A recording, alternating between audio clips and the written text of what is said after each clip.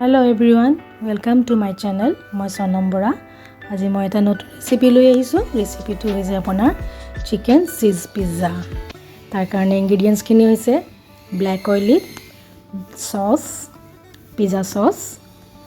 অৰ্গেনো chilli flax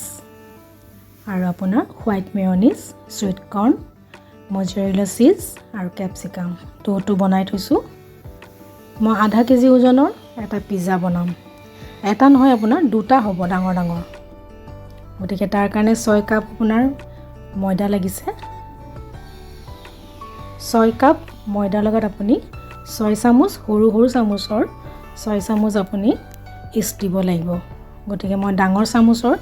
3 চামুচ east দিম তাতে মই এতিয়া দিছো নিমখ আৰু চেনি এচামুচ ভালকৈ লৰাই লৈছো তাৰ পিছত অলপ গৰম পানীত মই 6 চামুচ ইষ্ট দিম ডাঙৰ চামুচৰে আপুনি 3 চামুচ দিলে হ'ল মই ডাঙৰ চামুচৰে দিছো ইনষ্টেন্ট ড্ৰাই ইষ্ট ডাঙৰ চামুচৰ কাৰণে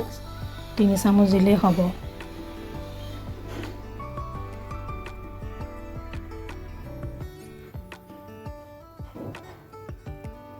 খিনি ভালকৈ মই লৰাই লম ভালকৈ মিক্স কৰি আপুনি আধা ঘণ্টা মানৰ কাৰণে থৈ দিয়ক তাৰপিছত ডোটোৰ কাৰণে মই ঘৰতে বনাইছিলো দৈ হেয়া দি পিনে মই মিক্স কৰিম ভালকৈ তাত মই বেকিং পাউডাৰো দিয়া নাই আৰু সোডাও দিয়া নাই কিছুমানে বেকিং পাউডাৰো দিয়ে সোডাও দিয়ে মই নাই দিয়া এটা ইষ্টৰ পানীখিনি দি পিনে মই ভালকৈ ময়দাখিনি মিক্স কৰিম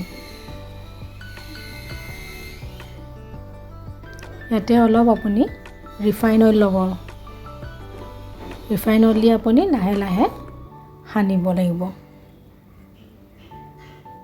তেতিয়া ডোটো কোমল হ'ব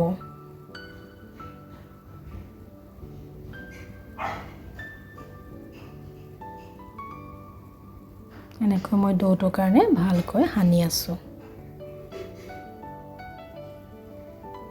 পিজ্জাটো সকলোৱে ভাল পায় আৰু ল'ৰা ছোৱালীবিলাকে বিশেষকৈ ভাল পায় সদায় আমাৰ ইহঁতেও খুব খাও কৰি থাকে মই ঘৰতে এনেকৈ বনাও আপোনালোকেও ট্ৰাই কৰিবচোন আৰু ইমান দাম পিজ্জাবোৰ এতিয়া মই ডাঙৰ এখন ঢাকনিত এনেকৈ অলিভ অইল লগাই লৈছো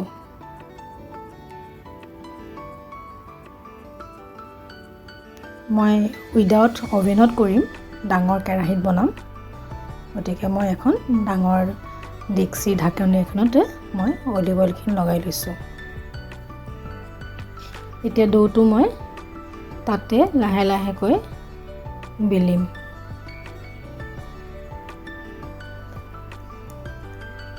এনেকৈ বেলিলে সব ফালে আপোনাৰ সমান সাইজ হ'ব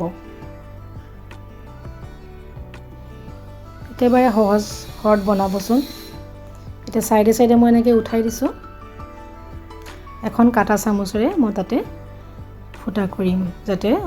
ডোটো ফুলি নাহে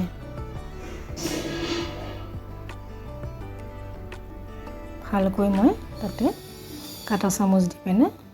ফুটা কৰি লম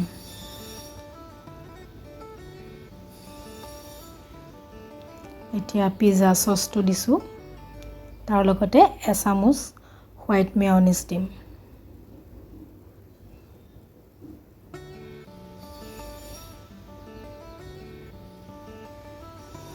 ভালকৈ ডোটোত মই মেলি ভালকৈ লগাই দিম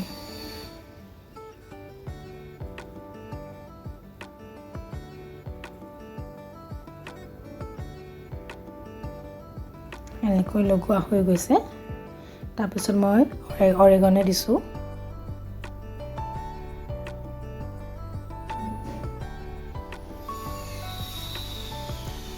কাটি থোৱা ক্যাপসিকাম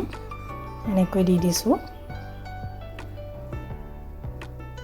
আপোনালোকে বিলাহী পিয়াজ তেনেকৈ গোল গোলকৈ কাটি দিব পাৰে মই নাই দিয়া তাৰপিছতে সুইট কৰ্ন দি দিছো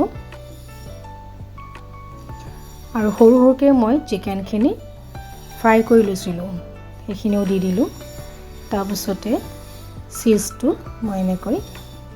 পিহি দিলোঁ। এতিয়া ব্লেক অলিভ দি দিছোঁ, দেখিও ভাল লাগে চাওকচোন।